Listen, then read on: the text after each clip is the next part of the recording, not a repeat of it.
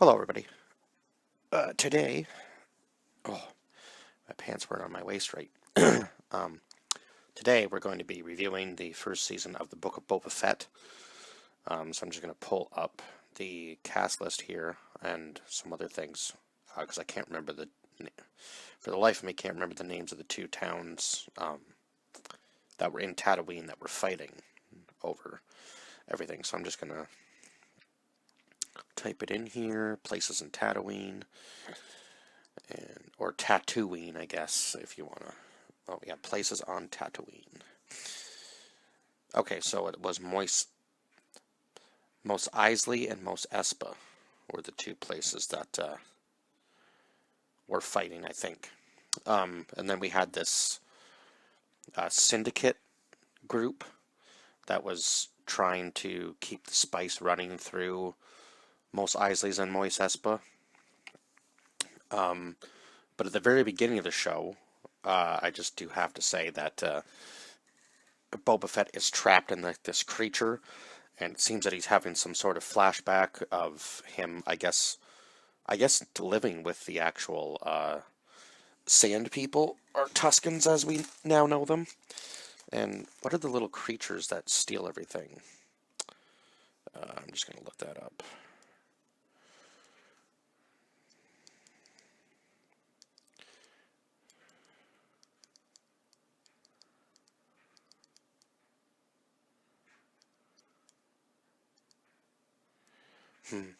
I'm sure we'll find them. Yes, the Jawas. That's it. So when Boba Fett climbs out of the creature, the Jawas steal all his armor off of him, and the Tuskens actually end up saving him and training him in their ways. So he actually becomes like, I mean, he was already a pretty dangerous fighter as it was, but after he learned how to fight like the Tuskens, he became even more dangerous, I think. I think the show kind of shows that. Although I guess now that he's getting kind of older, he's trying to find other ways, other means than violence to, I guess, go about doing business, even though that seems to be the way he ends up getting out of the situation in the end, was to use the most violence possible. But it is what it is. I guess when he, had exhausted every other option, that was the only way out, right, for him. So yeah, he has all these flashbacks of living with the Tuskens, and then the Tuskens being assassinated by this group of speed bikers, and them taking down the whole, like, I guess technically it was like a train, like the speed train thing that they took down in the one episode. That was pretty cool. And then obviously the Mandalorian returning in the last 3 episodes of the show, and then teaming up with him at the very end when he had the Rancor. He had the pet Rancor. Yeah, Rancor or Rancor? Rancor, I think. I think I'm pronouncing that right. Am I? Oh my god. I hope so. Basically, these two giant robots come in and they start to destroy the city or the town that they're in, and he ends up killing the. Is it the Marshal of the Free People? I do believe. Yeah, because who did Timothy Olyphant play in this show? I'm gonna have to look that up now, because he was somewhat important in this show. Come on, where is he? Timothy Olyphant. He's got to be here somewhere. You would think with, oh, and Danny Trejo was in this. Yeah, the Rancor Keeper. Okay. He was only in it for a few minutes, though. Oh my god, come on. Where is he? Where is Timothy Olyphant? There's no way he's not credited in this show, because he was a guest in a couple of episodes, I think. So, at least one, for sure. Oh, and Mark Hamill did play Skywalker. Okay, cool. Come on, where is he? He's probably way down here. There's so many, like, guest appearances on this show that it's just crazy. Like, just the amount of people that are The amount of people that went into these shows now is just wild. I don't even see him on here. Okay, I'm gonna have to just look him up then, I guess. Search. We're just gonna search for Timothy Oliphant. Yep, okay. What character did he play in? Cobb Vanth. Okay, that was his name. So I believe he was Marshall, if I'm not mistaken. And I know he was in The Mandalorian, so let's just see. He was more prominent in The Mandalorian, that's for sure, so I would think he would probably be somewhere along the main cast list. Or down here a little ways, anyway. Let's just see. He's got to be here somewhere. Okay, so Cobb Vanth. Okay, so I guess he was like the leader of the free people, or Free City. Free City, I think, was what it was. Leader of the Free City. And then they come and help, too, as well, along the way. At some point. During the last episode. And then we had the one group of kids that was like, they were part human, part droid, basically. What did they call them? Yeah, I'm trying to remember now what exactly they called the kids on the little bikes. I'll know because I'll see a photo of them here probably, because they were a pretty prominent part of the show as well. Come on.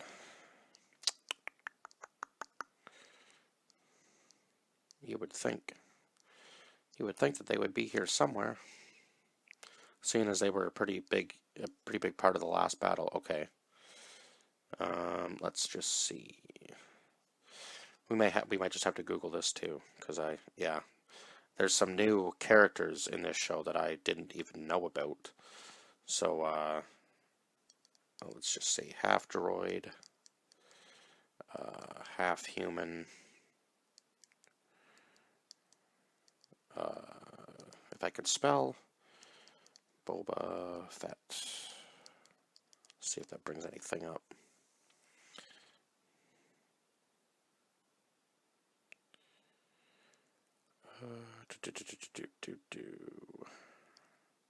Nope, that's not. Oh my god, that's not helping, is it? Sorry that I'm having to do so much research just to find group of. Oh my god, I keep putting dots between everything. Group of kids in Boba Fett. Let's see if that brings up anything. Biker gang controversy. Okay, well that's the bounty hunter, so that doesn't help. Street gang, swoop gang is basically a carbon copy down to their Vespa bikes. So were they just called modders, maybe, in the show?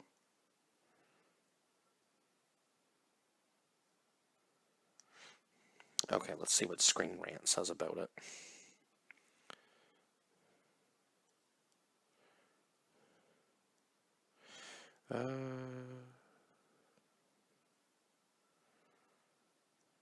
What was the actual name of their...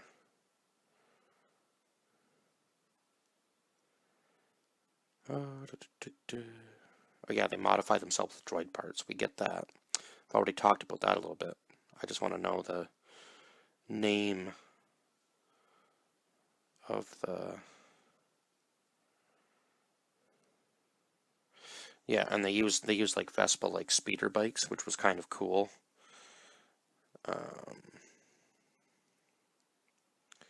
But what was the name of the...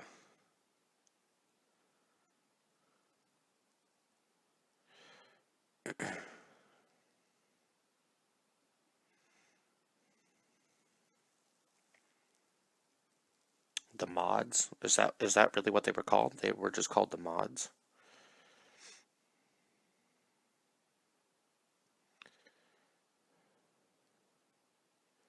Oh yeah, okay. They do just call themselves the mods. That's interesting. Okay, so not really anything like too gang related, I guess. They just called themselves the mods. Hmm. All right then. Cool. Good to know. And then they were, I guess they were in Moise Espa, and the other place was Moise Isley, where the other guy hides after they take down the speeder bike train with the with the Tuscans, because he tells the other guy to go back and warn them about not trading spice anymore, or running spice through Tatooine, and the not to travel along the Dune Sea. Yeah, because that's what they call the desert now that Tatooine is absolutely has no water in it anymore. And there was also the flashback of him losing Django from the original or from the prequel movies too. And I guess I would say that Boba was probably the only. Now, was Boba supposed to be like a perfect copy of Django? I can't remember whether he was a copy or whether he was his actual son. Because I know in the Clone Wars, it's just a copy of. It's just all copies of Django Fett, right? Like that's what the troopers that he makes ends up being is just all like perfect carbon copies of him, basically. I'm gonna have to go back and watch the Star Wars movies again now just to remember what's what with that. So he ends up losing, obviously, his the tribe that kind of brought him in and brought him back to life and trained him and in the ways of their combat and made him a little bit of a better fighter and maybe a more humble person, I think, because he was kind of known as like just this deadly assassin type guy who just shot first and asked questions later, but now he's kind of seemingly to be more of a little bit more of a caring person and kind of trying to take like a different approach, like I said. And he recruits, obviously, the mods. He recruits them, and he recruited this other assassin by the name of. Let me just pull up IMDb here again.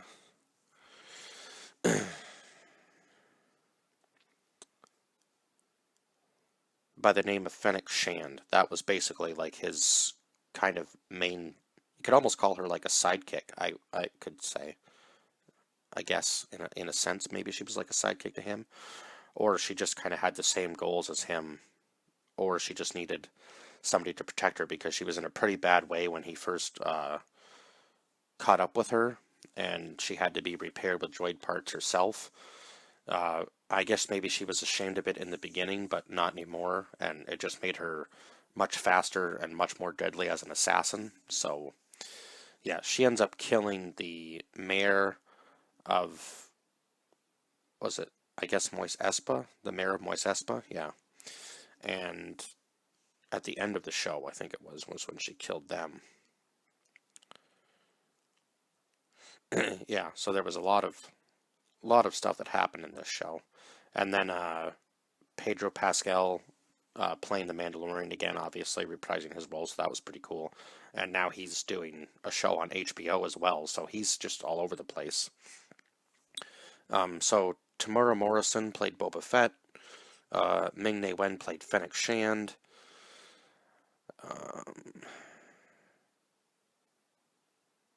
The Gamorrean Guard. That must have been Frank Trigg playing the Gamorrean Guard. That must have been the Wookiee, maybe.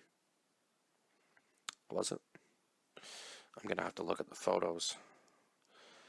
They should have a photo of the Wookiee on here. Let's see who he was played by. Oh, he was played by Kerry Jones. Okay, interesting. Yeah, so it was a very kind of a weird ragtag bunch, right? So the Kursantan, Black Kursantan. Anyway, it was just like a massive warrior Wookiee, basically. Probably one of the last of its kind, I would assume. Because this is, now that I'm watching Obi-Wan, I believe this is supposed to be kind of along the same time. Like all these shows are supposed to tie in together, I do believe. Because obviously it's like the last of the Mandalorians, and Boba Fett's kind of the last of his kind as well, because he's taken off his mask, right? So once you've taken off your mask, you become a apostate, and you have to go and complete a task in order to, I guess, kind of redeem yourself as a Mandalorian. And it seems that um, the main Mando that we follow through the Mandalorian show, he's going to have the hardest time of it all for sure. And they always keep saying, you know, like, this is the way type thing, and even though he kind of disagrees with that, I mean, there were certain situations that he would have never gotten out of in his own show, right? That clearly, if he hadn't taken off his mask, he would have been probably had to really just fight his way out of a lot of situations, which seems to be the end result anyway. And he even tries to wrangle up the Rancor at the end of the show after it takes out the two robots that are probably bound to kill everybody. And I'm trying to think of who the leader of this syndicate was that was run by the people who wanted to keep running the spice through Mos Eisley and Mos Espa. Obviously the mayor, and then the guy he ends up meeting on the also Corey Burton was the one who played this character in the Book of Boba Fett. Let's just see here, because Book of Boba Fett came out in 20. Oh, Cad Bane, and I guess he kind of seemed to know who Boba Fett was pretty well.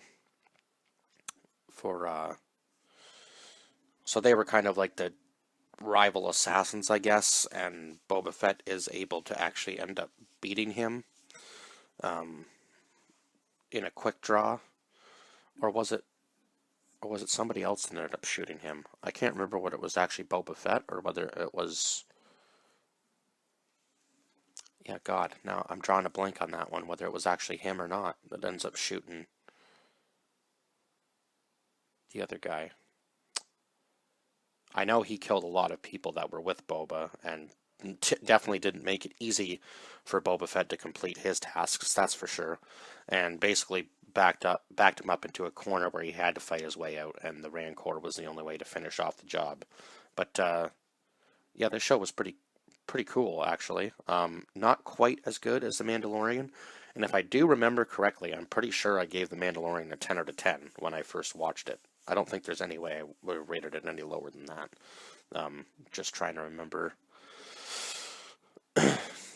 myself from when I actually did. Yeah, I might have to actually watch my review for it again just to remember what I rated it, but I'm pretty sure it was a 10 out of 10. Anyway, this show was a very close 9 out of 10. I will say that for sure. And yeah, so yeah, this was very close. It was very close, a 9 out of 10. And the one main thing that I guess Boba did was he has killed Jabba the Hutt, and then whoever was trying to take over Jabba's throne, he took them out of it, and now he's in charge of Jabba's throne, so now he's like the leader. So that's why he's trying to stop the spice trade through Mos Eisley and Mos Espa, because he's the leader and kind of what he says goes. So he starts to offer protection to all these certain places, and then when the syndicate group gets in, he kind of has his back against the wall and has to fight his way out, right? So that was kind of the story of Season 1, as well as him being trained by the Tuskens and obviously learning their ways, and then being able to forge his own weapon, which came in handy in various situations, that's for sure. Especially when he went back to get revenge on the speedbikers. But by that time, he'd already had his ship and then went to re-find his armor from where he lost it from the Jawas. But yeah, and then Mando gets a new ship. That was kind of an important thing in the show for sure. And then obviously his dark saber that he's trying to learn how to control, because he has to be one with the blade. So it's like one of the like saber swords, like not the actual lightsaber, but the saber swords that they used to use before lightsabers. So it's an even more ancient weapon. But yeah, I'm going to be interested to see what how much use that gets in the third season of The Mandalorian, because I think it'll probably get quite a bit of use, seeing as that seems to be one of the main weapons that was shown in the end of the Book of Boba Fett. And the other thing I wanted to touch on too was the soundtrack, because the soundtrack for this show, even the opening credit theme was just like an absolutely epic song. It just kind of drew you into the show even more, I think. And I would like to see the mods come back, and obviously I'm hoping there's going to be a season 2, right? I can't imagine there wouldn't be, because it doesn't say that this show's over, but it also doesn't say that it's been renewed for season 2 yet. But I mean, if this is all we get, I mean, pretty epic for a one-off. If that is all we get, hopefully we do get more. But I mean, it is what it is if that's all we're going to end up getting. I can't imagine them ending it on that sort of note with him teaming up with the Mandalorian, and maybe we're going to see a little bit more of Boba Fett in the Mandalorian. Possibly. I can't imagine we're not going to see more of him in the Mandalorian. And obviously, Luke training, is it Grogon? The little creature? I'm trying to remember the name of him. I think it's Grogon, or Gorgon. Is it Grogon? Let's just look that up, because that's going to bug me now if I don't know his name. Grogon.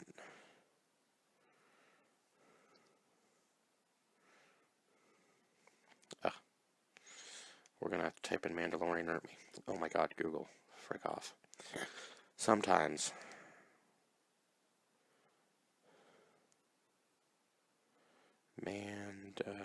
Manda.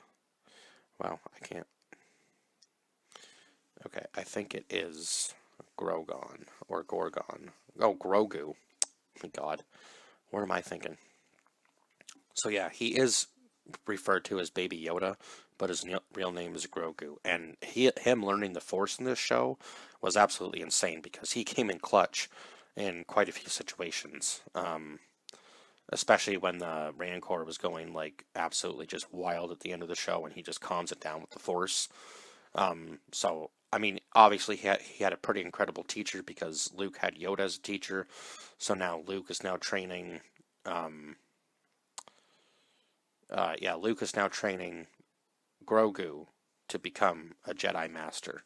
So I'm interested to see what will happen to Grogu when he does eventually grow up, because I imagine that's probably what's going to end up happening along the show, because I'm not really sure.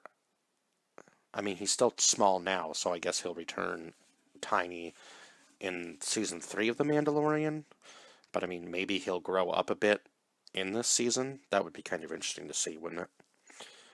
Or maybe he doesn't get any bigger. I don't know. I mean, Yoda wasn't very tall himself, so he won't get too much bigger, but he is still fairly young at this point, and he finds his way back to Mando in the show, in the Boba Fett show, in order to reconnect with him, because they kind of have this bond, I guess, and they can kind of, I guess, sort of sense each other's presence. Especially Grogu, I guess, could sense that Mando was there when he gave him the armor to protect him. That was forged from some sort of spear that the Mandalorian had taken off of somebody who he ended up having to kill. Yeah, there's a lot of killing in this show for a Star Wars show, but I guess this isn't quite the same as like the Jedi thing, where you're really not supposed to. You're supposed to hold back. I guess technically they're bounty hunters, so it's either kill or be killed sort of thing. And in this show, it is anyway. But yeah, kudos to Jon Favreau, because he is doing a fantastic job on these shows and just absolutely killing it. I know there's some cast members that kind of got kicked out of the show, and that is unfortunate, because I'm not really sure how much season 3 for Mandalorian is going to be rewritten, but hopefully it's still as good as it could have been with the characters that got kicked out of it, or maybe they'll get recast. I'm not really sure how that's going to work. I guess we'll see. Um, yeah, I guess we'll just see. Anyway, I'm gonna go watch an episode of Obi-Wan Kenobi now because I've started watching that show, and I'm a couple episodes in and I'm already getting really excited to see where that one's gonna go and where it could possibly tie in with The Mandalorian and Boba Fett, if it even does. Um, but yeah, gonna continue that and eat some food and then go play some Overwatch the rest of the night, and I will see you guys in the next review. Bye bye for now.